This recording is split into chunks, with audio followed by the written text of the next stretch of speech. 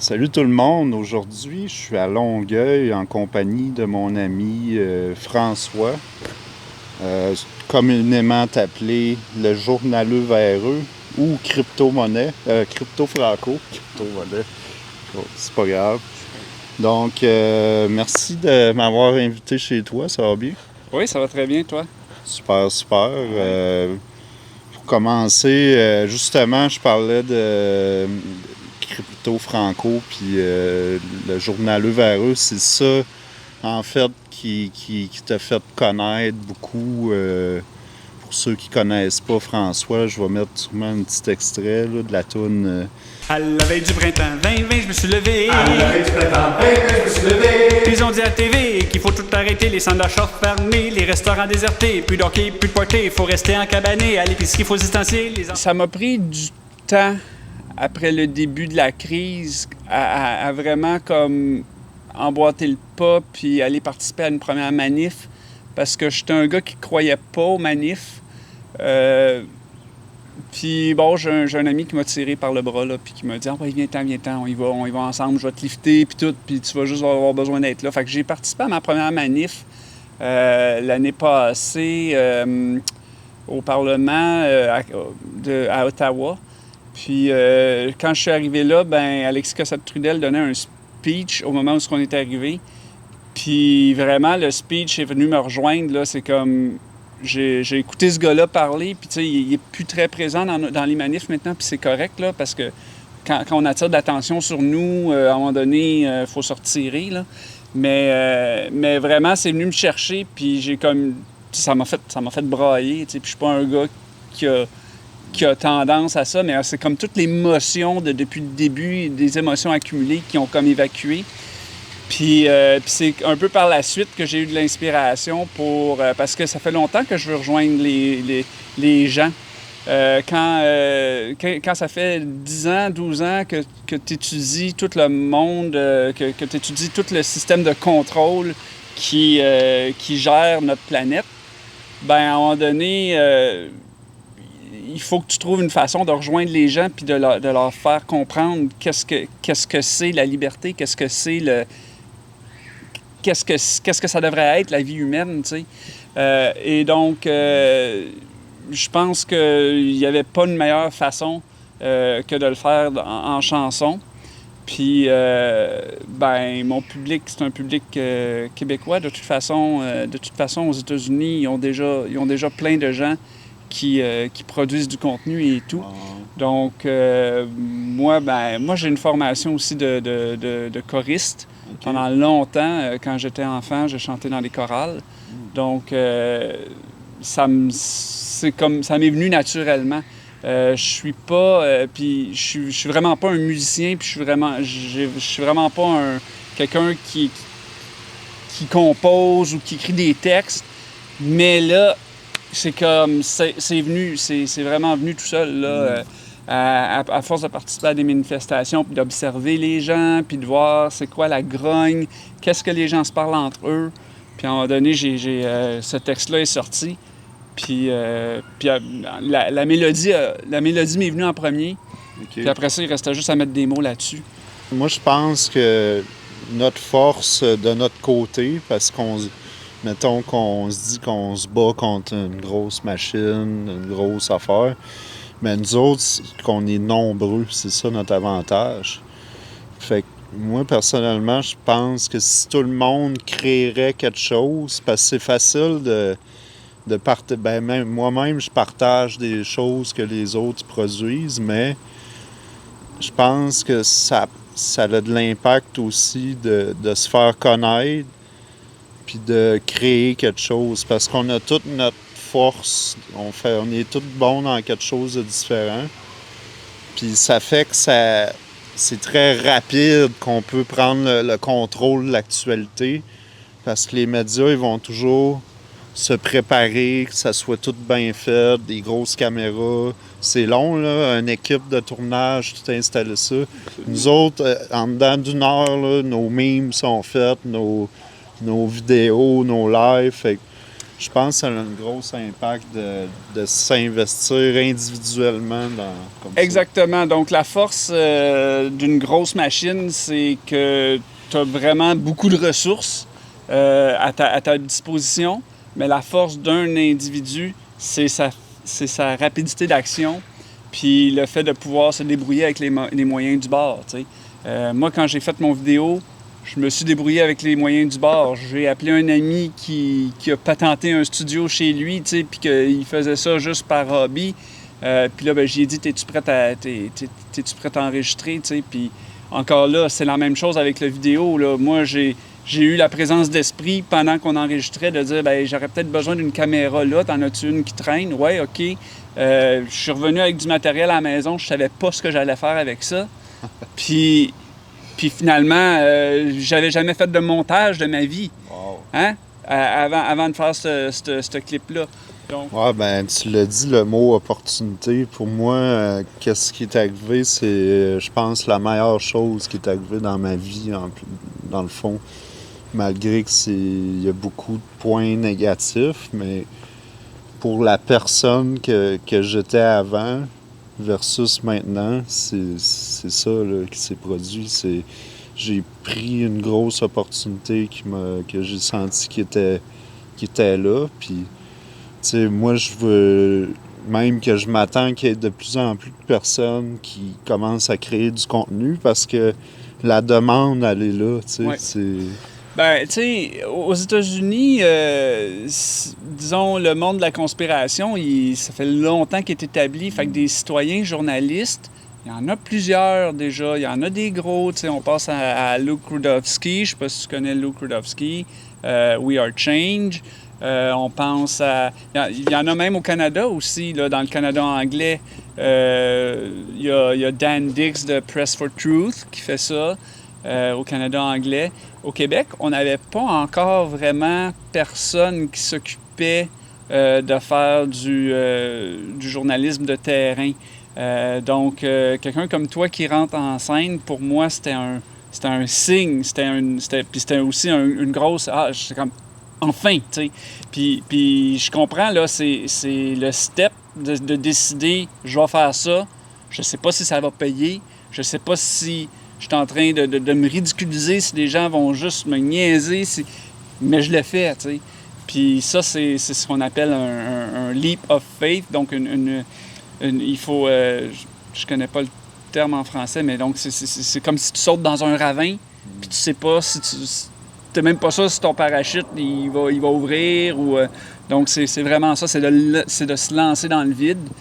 Puis regarde, si on est là ici aujourd'hui puis qu'on se parle, c'est parce que t'as un succès avec ce que tu fais, t'as un reach qui est là, puis à tous les jours tu reach de plus en plus de personnes, tu vas chercher les gens, puis il y a des gens qui veulent pas voir, puis qui voudront jamais voir, puis qui iront jamais regarder ton matériel, tu sais.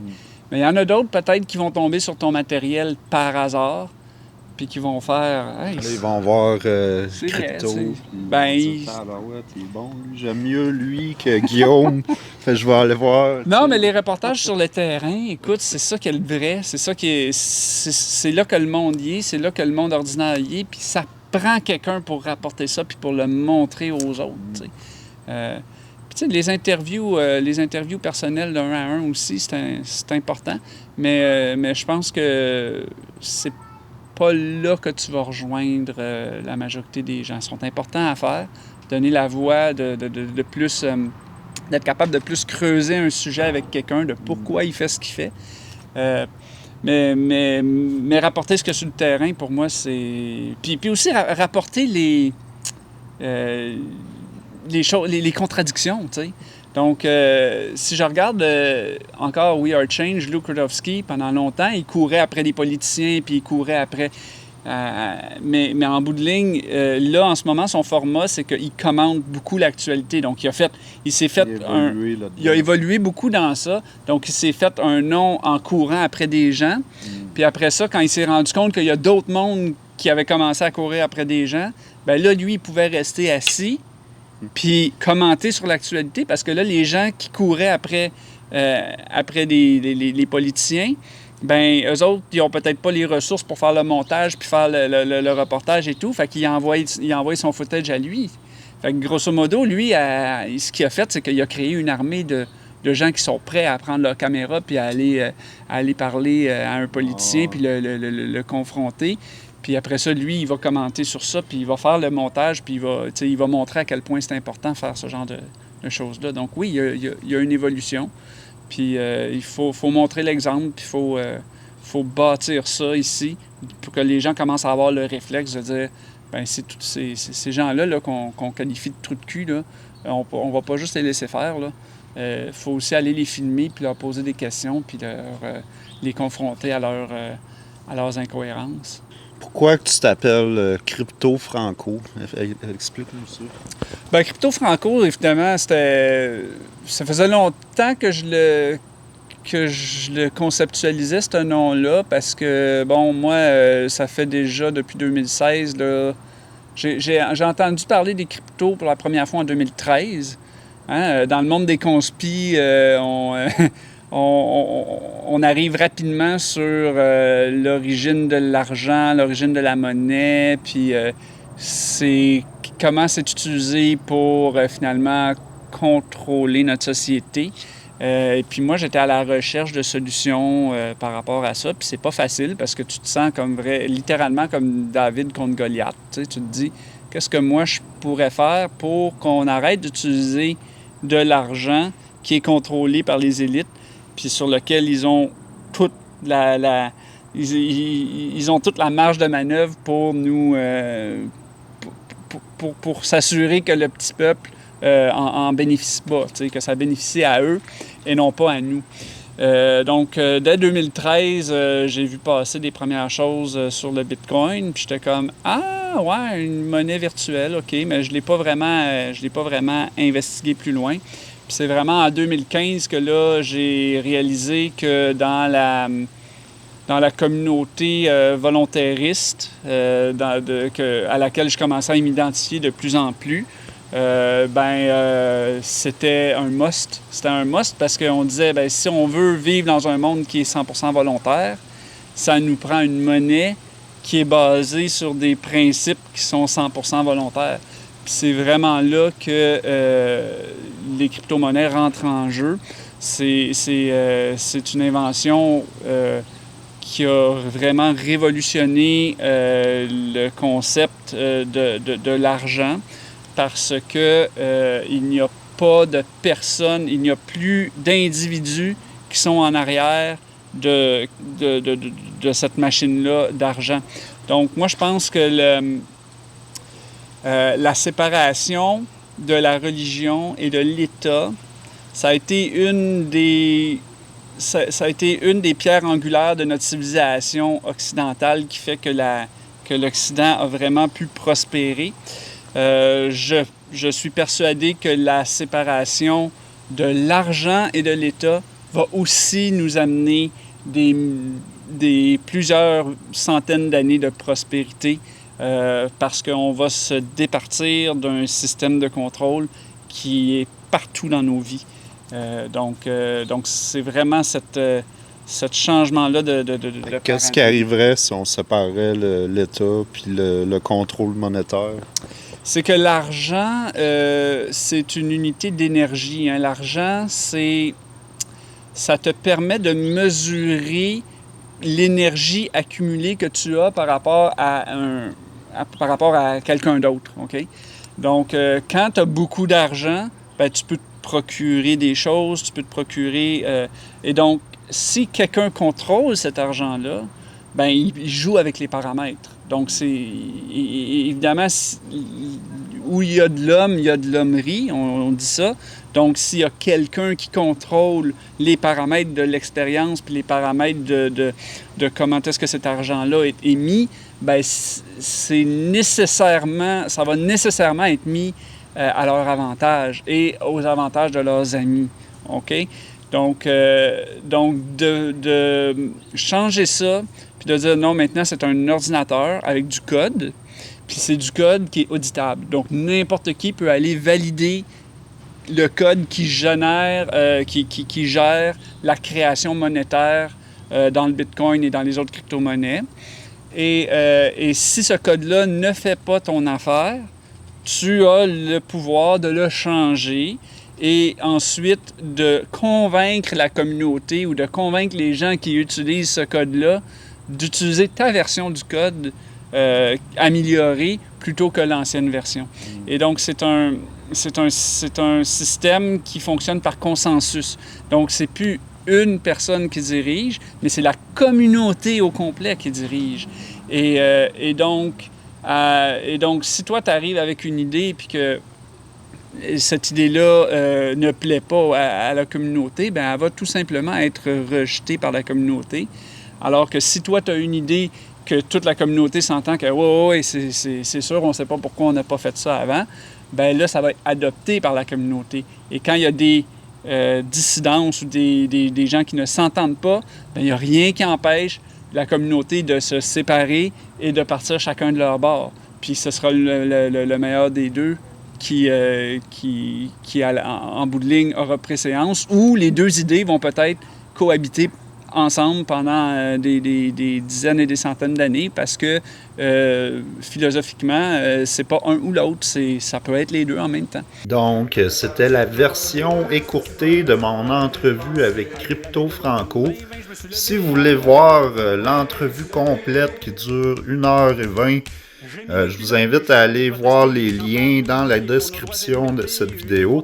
La vidéo est disponible sur Spotify, Rumble et aussi Facebook. Donc, merci de votre écoute et à la prochaine.